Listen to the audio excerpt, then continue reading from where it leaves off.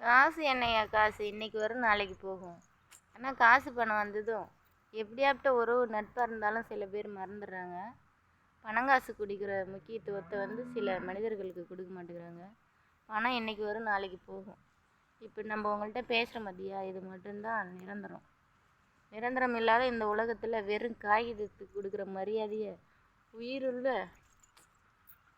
ஒரு ஜீவனுக்கு கொடுக்க மாட்டேங்கிறாங்க யாரும். ஒரு நிகழ்ச்சியில் பார்க்கக்குள்ள ரொம்ப மனசுக்கு கஷ்டமாக இருக்கும். பணம் தான் வாழ்க்கைன்னு நினைக்கிறாங்க எல்லாரும். பணம் மட்டுமே வாழ்க்கை கிடையாது. பசிச்சுதுன்னா பணத்தை சாப்பிட முடியாது. இப்போ நல்ல ஒரு உறவு நட்பு இருந்ததுன்னா நம்மளுக்கு ஒன்றுன்னா அது ஒரு ஆறுதல் தான். பணங்காசு ஆறுதலை கொடுக்காது. நட்பு இந்த மாதிரி உறவுகளை உண்மையாக அவங்கள்ட்ட இருந்தாங்கன்னா அவங்களுக்கு ஒரு முக்கியத்துவம் கொடுங்க. பணம் காசு வந்ததும் எல்லாத்தையுமே மறந்துடுறாங்க.